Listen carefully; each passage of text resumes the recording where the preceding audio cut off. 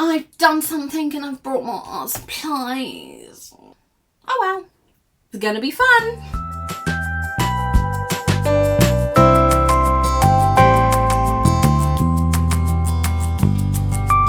Hey guys, welcome to my studio. I hope you're good. So today, okay, last week I did a video about acrylic gouache and I may have ordered some more, but I ordered some special ones. I mean, are they special? I don't know. Anyway, I ordered some pastel ones and they arrived, and while I was there, you know, the whole you may also like situation, and I liked it. So I ordered the gouache and the pencils. Yeah, both pastels. So I thought I'm going to do a video all to do with pastels. Now, my artwork is very bright, very colourful, and I don't really use pastel. There's kind of not a pastel in sight. So this is going to be such a big challenge, but yeah, let's open these because I want to see what pastel acrylic gouache actually looks like and what colours we get. So let's do it. Okay, so here we have the lovely pastel colours that I'm going to use today in this video, and let's face it, it was a good excuse to buy new art supplies. I was so impressed with all the colours of these pencils. They were a lot brighter than I thought, and I'm so excited just to get on with the artwork. So let's just get these to the side and do some swatches with them to see what they're like. I have to say, I'm really hoping they match the barrel. Ooh. So hopefully that means that even though they're pastels, they should still be quite bright. So that definitely is going to make my life easier because I do like my bright colours, which if you know my work or you've seen any other of my videos, you'll probably know already. Anyway, back to the colours. These are so beautiful. I cannot believe how bright they are and how pigmented they are. I mean, maybe it's just these awesome, lovely Holbein pencils that I haven't actually had much experience with, but this is definitely making me want more of them. Now, on to try the paint. Now, this is really expensive, so I'm just dabbing it on the paper, as you can see, and then going through and painting more of the swatches from that little splodge because I really don't want to waste any. Okay, so these paints are lovely again. I can't believe how colourful they are for pastel paints. I mean, I did keep checking that I got them from the right pot because we all know I've got quite a few Holbein acrylics lately, especially if you've seen my last video. Definitely go check that out. But oh, this blue is my favourite. With all these colours, it does mean that I'm going to get a really good range because, let's face it, we do have every colour of the rainbow, and in fact, I may even have to add white to some of these just so there's a good contrast. Quick question, does anybody else find painting swatches really therapeutic? Because just look at that buttery, creamy texture of these paints. Anyway, here is the full range of colours that we have, and I'm still in awe, especially seeing them all together, of how bright and lovely they are. And I love the matte finish that this acrylic gouache gives. We are definitely going to be able to combine these. Basically, any material I own that are in this colour palette, I can use. So we have to do some colour matching just to see what we've got and what media we can use for this challenge. Recently, I mean, you may have noticed I've fallen a little bit in love with these NEOPASTELs, and you can work on top with them really well, and they just remind me of kind of being a kid, and I call them my fancy Crayola colours because they do feel like wax crayons. I mean, they're wax pastel. Are they wax pastels? I mean, I know the normal ones say that on the side, but then you've also got the watercolour ones, which I will say are gorgeous. I definitely need to do a video on those. But for now, they get to make an appearance here and they layer over these pastel colours really well. And I was so surprised at how close in colour they were, because when I look at these, I wouldn't initially call them pastel colours, but they are pretty much a colour match for these pastels. So I'm going to say they're allowed in this video. I'm just kind of going to layer them up, see how they sit on top of these pencils, and to see what I'm going to make. I have to say, I did not expect these colours to be so colourful, even though they're pastels. But they are, yeah, they still have colour to them. I genuinely thought they were going to be a bit washed out. I mean, I'm even going to add white to them, I think. So, yeah, looking at these, I really need an idea. But I do have an idea. So, I actually have an idea looking at all these pastel colours. I have decided to make a picture book cover about cute little ghostlings. Now, ghostlings, I've decided, I mean, is it actually a word? Editing Kim, have a look. But in my head, I have decided that they are basically baby ghosts. So in my head, ghostlings are baby ghosts that are pastel colours that basically, as they grow up, they lose their colour and become the white ghosts that we kind of see around in picture books. So yeah.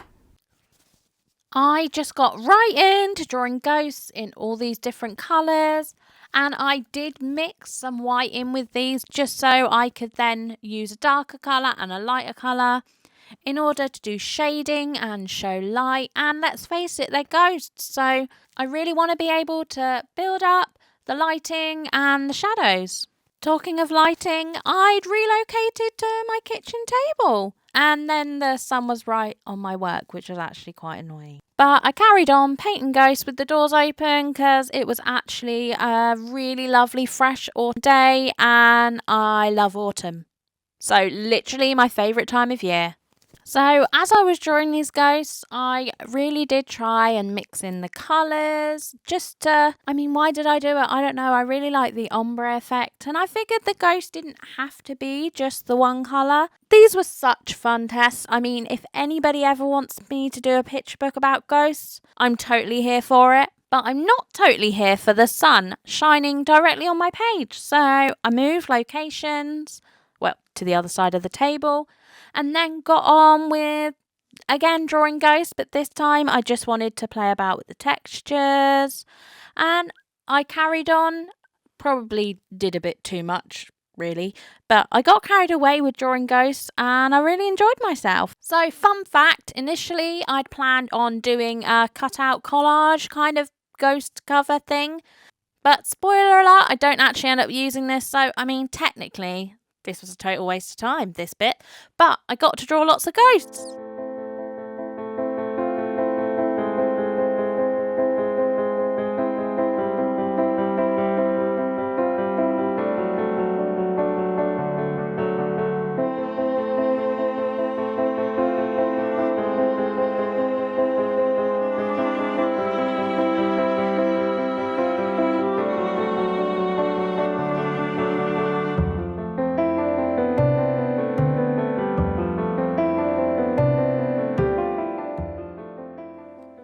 When all the painting stuff was dry, I got the pencils back out and also I do get the Neo colours out as well, just to work on top to see what the overall look of these ghosts was going to be. I mean, as I said, I don't use these for the final artwork, but it was really important just to see how they looked on top of it. And let's face it, painting ghosts, I would say, is never a waste of time. And these Neo colours make me feel like a kid again. So I really just enjoy the process. I mean, sometimes it's not even about the final piece. It's all about enjoying making art. And it's always fun using and trying new art supplies and seeing how they fit with the art supplies that you already own. Because I have absolutely no idea how to kind of put pastel colours together and what is going to work, I'm going to just do a colour rough. Because I really need to kind of figure out what is going to go where. And yeah, let's face it, I have no idea what I'm doing. So for that, I'm going to need my trusty iPad and my Apple Pencil. Let's do it. Let's do a colour rough. And a sketch. I should probably do a sketch.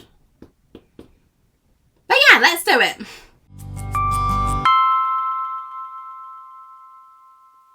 So let's crack on and get right into drawing ghosties.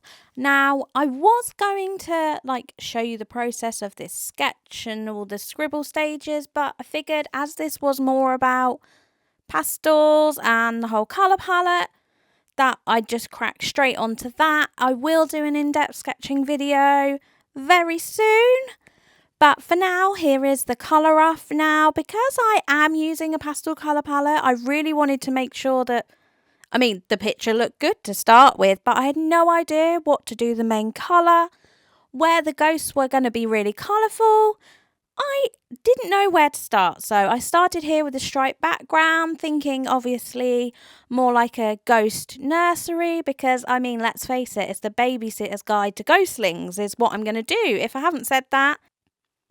So I really like the idea of the nursery theme and babies but obviously turning it for ghosts because it's cute.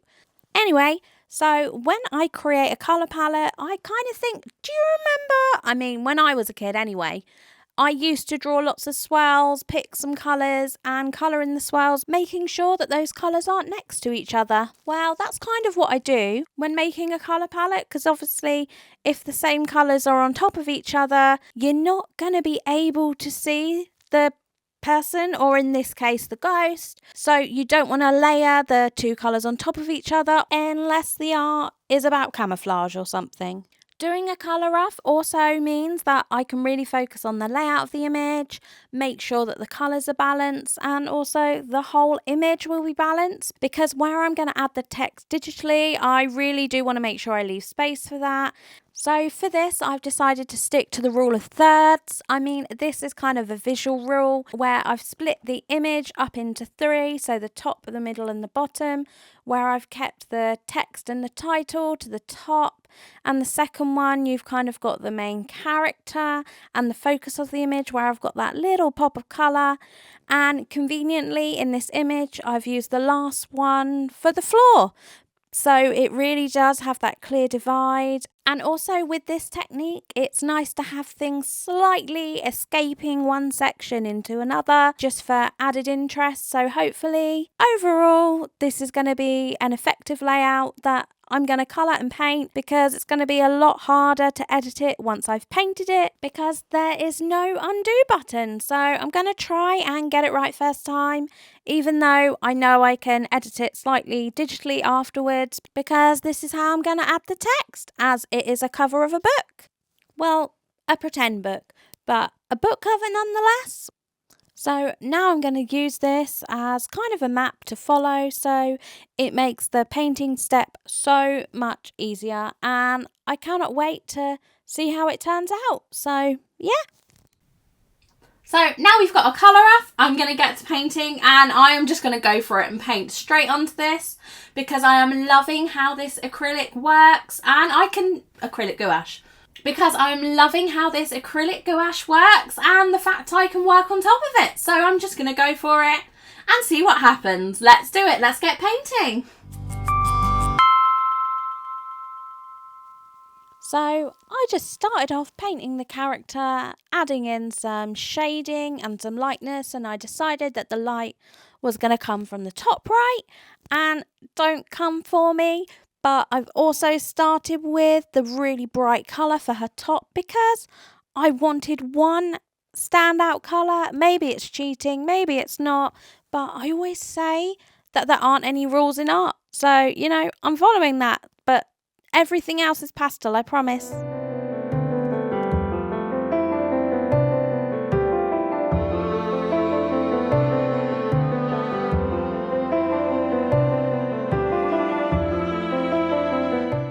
So I went ahead and got the base layer of everything done, and then it was time to work on top of it with pencils and my Neo colours, and kind of just have fun exploring the creative process a bit more. Now, this is similar to what I did on my swatch ghost sheet thing, but this time it was really about focusing on the final image.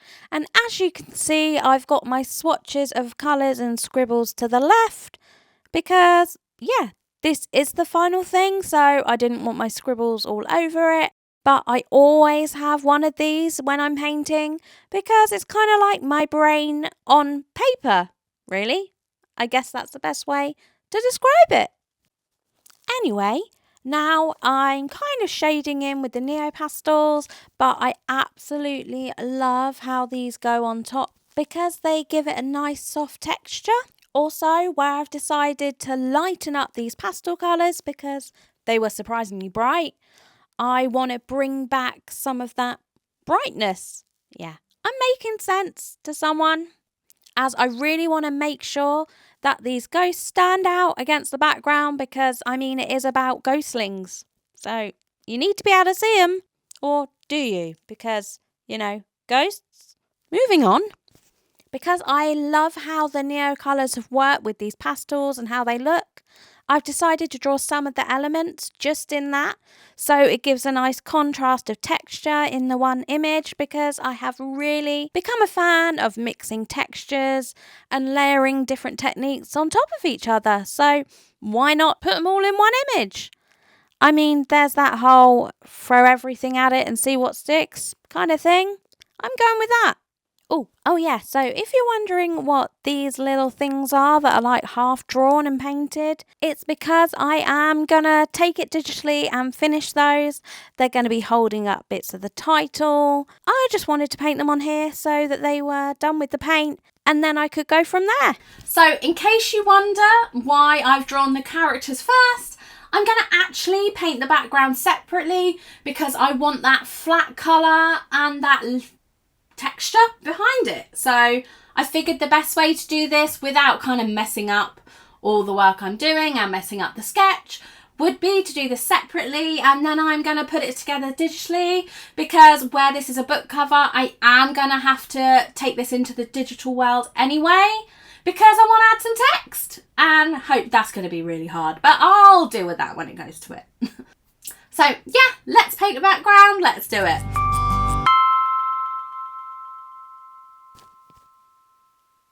So I started off with a new sheet of paper because I'm just going to do the background, as I've said, separately. But first things first, I need to mix the right colour.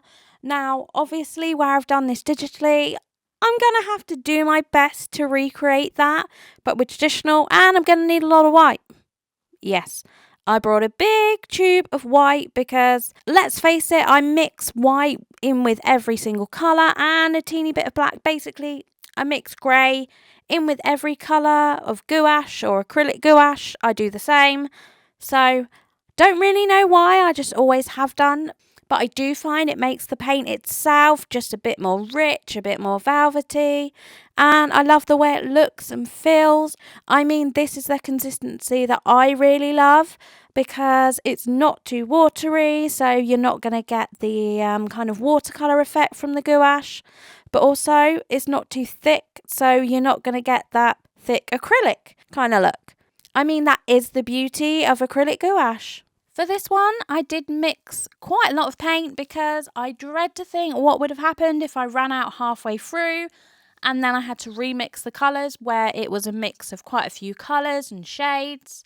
So I made sure that that wouldn't happen, and I did the same with the yellow or the cream or whatever you want to call it. So now we've finished our traditional artwork, let's take this into the digital world in order to add all the bits and pieces and put it together. Basically everything that Paskin was worried about I have to do now. So yeah, let's do it. It's not going to be challenging at all. So it was back to my comfort zone. Now, if you're wondering why the background is pink, it was because these ghosts were quite light and I wanted to be able to see what I needed to edit before I laid it on top of the background, because yeah, the brighter the colour, the easier it is to see, and obviously where this is digital, it's literally just a matter of having a pink layer. There you go, you can see it there. So I just hide this and delete this when I'm done. I then spent a bit of time, quite a lot of time. I'm so glad this is sped up, but I spent a lot of time sorting out the layout, deciding where the ghosts will go, because I'm going to have to work around the text, which I'm going to be adding in very soon. But first, it was time to add in the digital details. Now, after I'd spent all that time painting, I wasn't really brave enough to draw the eyes and certain details traditionally, just because, again, if I'd messed it up, it would be quite hard to take away and remove. As I've said many times, there's no undo button, which is the fun of it. You can have happy accidents, and I think it definitely adds to an illustration. But obviously where eyes are concerned and features, yeah, you need them right. And that's why I haven't done the faces on the ghost yet, but I will, don't worry. I also made sure to add in more digital details. For example, these squiggles that the ghost might have done, just so the image looks much more cohesive and more finished. I definitely think that the favourite bit for me of this whole kind of process was adding in all the ghosts' different personalities, all the faces. Yeah, and just how they looked. Were they grumpy? Were they causing trouble? Were they having fun? This is exactly what I thought of when I thought of ghostlings. Just that fun side of it. So, yeah, I really enjoyed this. I think I literally could have spent the whole day just drawing different ghosts and different personalities. And this is something I definitely want to spend the day doing before. Maybe draw ghosts with me for 24 hours video or something. But yeah, it sounds so fun. Maybe in the future. But now it was time to tackle the text. And obviously this title is quite long. So originally I just typed it up just to get the kind of rough guidelines where it would go. And I spent so long looking at fonts. And then I decided to make more work for myself and draw it for myself. And after I'd picked a font, I then went over it and coloured it in my style because I feel that it fitted a lot more with the image and the overall vibe of it. So yeah, it was more softer and also just made more work for myself really.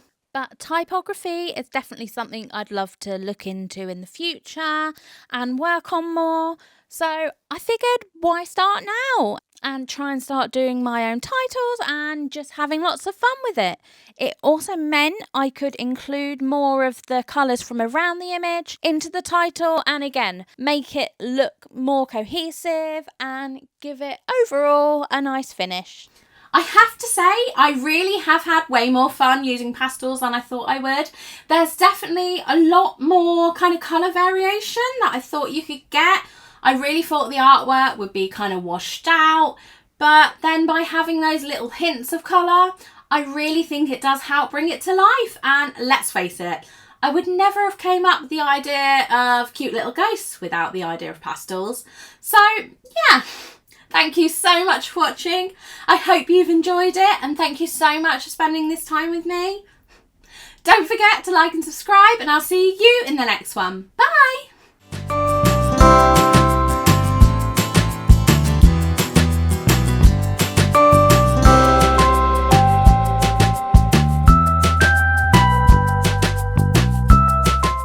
Here's a video that I think you'll like, and here's a video that YouTube thinks you'll like. Enjoy! This definitely needs a story. I really want to write a story about ghost things. They're so cute. So, because my work generally... Today, I am going to be looking at... Wait, no. I'm making sense to somebody.